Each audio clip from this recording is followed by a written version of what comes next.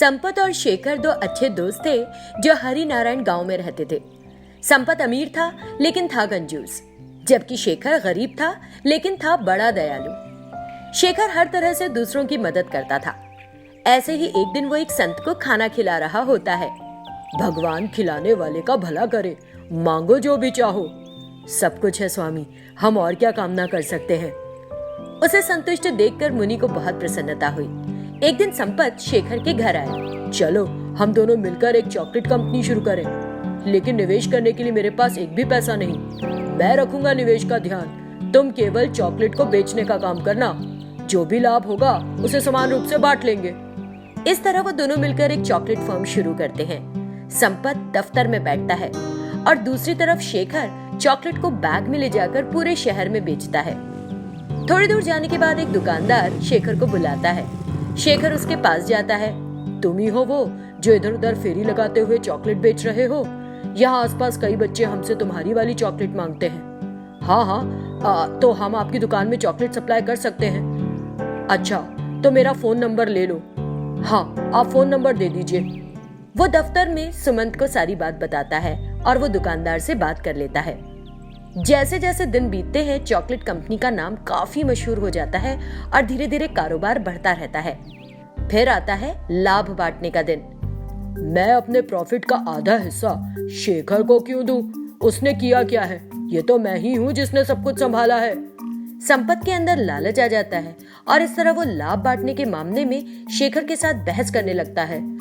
सिर्फ 10,000 ही क्यों? तुमने तो कहा था मैं तुम्हारा पार्टनर हूँ। जब कारोबार में सारा पैसा मैंने लगाया है तो आधा आधा काहे का? दुकानदार से बात मैंने की और बिजनेस बढ़ाया। तुम तो बस थैला लटकाए फेरी लगाते रहे। लड़ोगे तो ये 10,000 भी नहीं दूंगा तुम्हें। दोनों की आपस में मुठभेड़ हो जाती है और संपत शेखर को दफ्तर से बाहर फेंक देता है।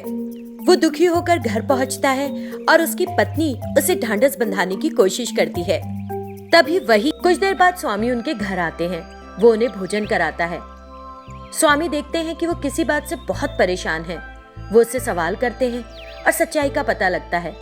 मेरे प्यारे बच्चे, मैं तुमको ये जादुई चॉकलेट ट्री दे रहा हूँ। तुम इस पर उगने वाली चॉकलेट बेचो और खुशी से जीवन व्यतीत करो। ये कहकर मुनि उसे चॉकलेट ट्री का आशीर्वाद देकर चले जाते हैं। उस दिन के बाद से शेखर पेड़ से मिलने वाली तरह तरह की चॉकलेट तोड़कर गली भर में घूमकर बेचता है। आओ सब लोग आओ और खाओ ये जादुई चॉकलेट, ना सिर्फ बड़ों की ना सिर्फ छोटों की, ये तो है जगत भर की। जादुई चॉकलेट बेचकर शेखर अपना जीवन यापन करता है और जल्दी अपने परिवार के लिए एक घर और कारें खरीद लेता है। दूसरी ओर लालची संपत की चॉकलेट की बिक्री में गिरावट हुई और नतीजतन उसकी फैक्ट्री बंद हो गई। वो शेखर के पास आया। मुझे माफ कर दो मेरे दोस्त, पैसे के लालच में मैं अंधा हो गया था। अपने दोस्त में बदलाव देखकर शेखर बहुत खुश होता है और संपत को अपनी जादुई चॉकलेट व्यापार में पार्टनर बना लेता है। वे दोनों मैजिकल चॉकलेट बेचकर सुख संतोष से रहने लगते हैं। गुना नाम के गांव में गोविंद और महावीर नाम के दो भाई रहते थे। उन दोनों की शादी हो चुकी थी। गोविंद बड़ा था जिसकी पत्नी थी शर्मिला, लेकिन उनकी कोई संतान नहीं थी। छोटे भाई महावीर की पूर्णा नाम की पत्नी और अनुपमा नाम की एक बेटी थी जो पढ़ती थी। एक दिन, भाई मुझे स्कूल की फीस देनी है, मेरे पास पैसे नहीं। मैं कल जाऊंगा और एक बार स्कूल में बात करूंगा, तुम चिंता मत करो। इन आश्वासन भरे शब्द को सुनकर महावीर बहुत खुश होता है और अपने काम पर निकल जाता है। लेकिन ये बात सुनकर शर्मिला को अपने पति पर बहुत गुस्सा आता है। आज नहीं तो कल निश्चित रूप से हमारे अपने बच्चे होंगे, लेकिन तब तक ये अपनी सारी दौलत खर्च करके बैठ जाएंगे। ये सही नहीं है, उनसे हमें अलग हो जाना चाहिए। वो जाती है और अपने पति के साथ इस तरह की गलत सोच रखकर बहस करने लग जाती है। गोविंद अपनी बातों से प्रभावित हो जाता है। भैया, अचानक संपत्ति अलग करने के लिए क्यों सोच रहे हो? देख भाई, जिस कृषि भूमि से हमें फिलहाल पैसा आ रही है वो जमीन है जो मैंने अपने पैसों से खरीदी थी। पिता ने हमें जो जमीन दी थी वो तो बंजर है। तुम उस जमीन को अपने पास रख लो। मैंने जो कुछ भी अपनी मेहनत और पैसों से कमाया है उसे मैं रखूंगा। महावीर को एहसास होता है कि उसका भाई उसे धोखा दे रहा है, लेकिन वो एक भी शब्द नहीं कहता।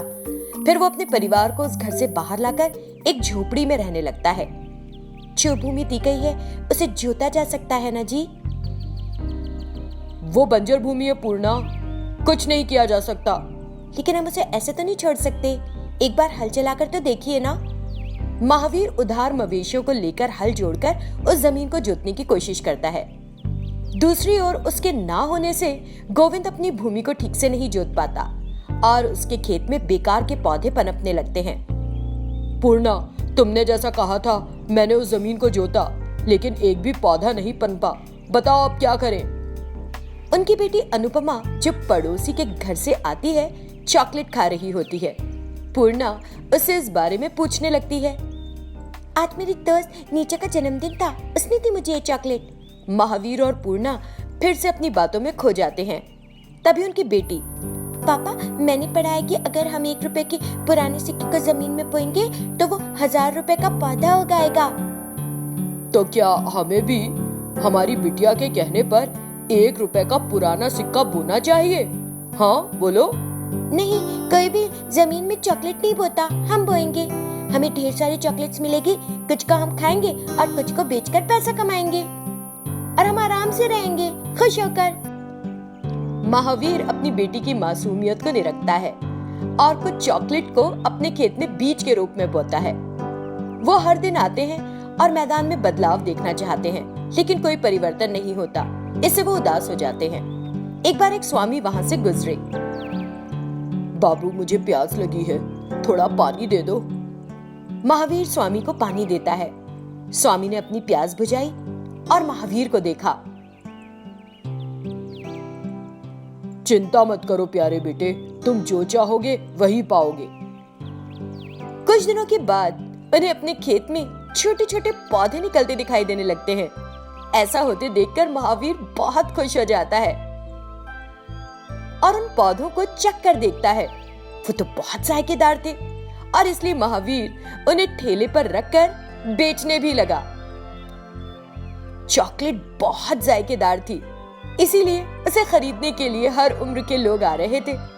कुछ ही दिनों में महावीर ने अपने लिए घर बना लिया और कारें भी खरीद ली। दूसरी ओर गोविंद, जिसने अपनी पत्नी की गलत बातों में आकर अपने भाई को निकाल दिया था, अब सब कुछ खो चुका था। उसे अपनी गलती का एहसास हुआ। फिर वो अपने भाई महावीर के पास गया और माफी मांगता है। फिर वो पूरा परिवार एक साथ सुख और संतोष से रहने लगता है। सुल्तानपुर नामक एक गांव में विक्रांत नाम का व्यक्ति अपनी पत्नी सोनाली और अपने बेटे मलिक के साथ रहता था। वो एक मध्यम वर्गीय परिवार था। विक्रांत अपनी मैकेनिक की दुकान चलाता था और बहुत मेहनती था। लोगों का उसका काम बड़ा पसंद आता था और वे अपनी गाड़ियों की मरम्मत के लिए उसी के पास आते थे। विक्रांत का बेटा मलिक एक हंसमुख लड़का था, पर अपने पिता की तरह मेहनती नहीं था। एक दिन वो अपने पापा की दुकान पर आया। अरे बेटा मलिक, तुम यहाँ क्यों आए हो? कुछ काम है? नहीं नहीं पापा, आज छुट्टी है। अच्छा, तो फिर कहाँ जा रहे हो? मैं आप ही के पास आया था पापा। क्या आप मुझे कुछ पैसे दे सकते हैं? मेरे दोस्त आज रात बेटा, जैसे ही तुम नजर आए मैं समझ गया था कि तुम्हें पैसों की जरूरत है। मैं तुम्हारा जीवन बेहतर करने के लिए इतना पढ़ा लिखा रहा हूँ, लेकिन तुम मेरी सारी मेहनत को पानी की तरह बहा रहे हो। तुम पढ़ाई में ध्यान ही नहीं देते। अरे पापा रिलैक्स, बस कुछ ही समय की बात है। आप मुझे बहुत जल्द एक बड़ी कंपनी में काम करते हुए देखोगे, तब आप मुझ पर प्राउड करोगे, प्राउड। देखना। वो दोनों बात कर रहे थे। इसी बीच एक कार आई और दुकान पर रुकी। कार में रमेश नाम का एक लड़का तेज आवाज में बोला, अरे इधर सुनो, मेरी कार में कुछ दिक्कत आ रही है, देखो जरा। मैं चाहता हूँ जल्दी से ठीक हो जाए, मुझे बहुत दूर जाना है। रमेश की इस महंगी कार को मलिक लगातार घूरता है। उसके पिता कार की मरम्मत के लिए बहुत तेजी से लग गए, लेकिन मलिक बस उस कार को एकटक देख रहा था। थोड़ी देर बाद कार की मरम्मत हो जाती है और रमेश अपनी कार के साथ वहां से निकल जाता है। तुम अभी तक यहीं खड़े हो, क्या हुआ? कुछ बोलोगे भी? कुछ नहीं पापा। फिर मलिक अपने घर के पास एक खेत में जाता है और घंटों तक वहीं बैठकर मिट्टी से ऐसी ही कार बनाता है और अपने पिता की दुकान पर लाता है। उसे देखकर विक्रांत कहता है, वाह, ये कार तो लाजवाब लग रही है, एकदम वैसी ही दिख रही है जिसकी हमने सुबह मरम्मत की थी। तुम्हें ये कहां से मिली? मुझे वो कार बहुत पसंद आई थी पापा, जिसकी यहाँ सुबह आपने मरम्मत की थी। हम इतने अमीर तो नहीं कि वैसी कार खरीद सकें, इसलिए मैंने सोचा कि एक बार मिट्टी से ही बना लूं। तुमने बहुत ही अच्छी कार बनाई है, मुझे तुम पर प्राउड है, प्राउड। नहीं पापा, ये काफी नहीं है, क्योंकि मैं चाहता हूँ कि हम दोनों इस मिट्टी की कार पर काम करें और बैटरी लगाएं। दोनों कार पर काम करना शुरू करते हैं और कुछ समय के बाद बैटरी लगाकर कार को चलाने की कोशिश भी करते हैं। उनकी कार को चलता देखकर पूरा गांव मलिक की तारीफों में पुल बांध देता है। ये सब देखकर मलिक का दोस्त मधु भी सबसे अपनी तारीफ सुनने के लिए खेल खेलता है। वो अपनी असल कार को लाता है और उसे मिट्टी से रंग देता है। फिर वो अपनी कार को गांव के चारों ओर घुमाता है। अरे मेरी मिट्टी की कार भी कुछ कम नहीं, मलिक की कार से भी ज्यादा तेज दौड़ती है। बड़ी मेहनत लगी, पर आखिर मेरी मेहनत रंग लाई। ये देखकर गांव के लोग मधु की भी तारीफ करने लगते हैं। कुछ दिनों बाद सुबह जब आसपास कोई नहीं होता तो मधु अपनी कार के टैंक में पेट्रोल भरवाने के लिए अपनी कार को पेट्रोल पंप पर ले आता है। गांव वाले देख लेते हैं। ये देख सभी गांव वालों को सच पता चल जाता है और वो इसे खूब खरी खोटी सुनाते हैं। गांव के सरपंच को मलिक की कार पसंद आती है और वो अच्छी कीमत पर उसकी कार खरीद लेता है। मलिक को बहुत अच्छा लगता है। वो मिले हुए पैसे घर लाता है और अपने माता पिता के हाथ में देता है। मैंने सोचा था कि तुम एक लापरवाह लड़के हो, लेकिन अब तो हर कोई तुम्हारी वजह से हमारी तारीफ कर रहा है। हमारी इज्जत बढ़ गई है। मलिक अपनी मेहनत से कमाए पैसों पर बड़ा गर्व महसूस करता है और अपने पापा को उसके लिए खुश देखकर वो भी खुश हो जाता है।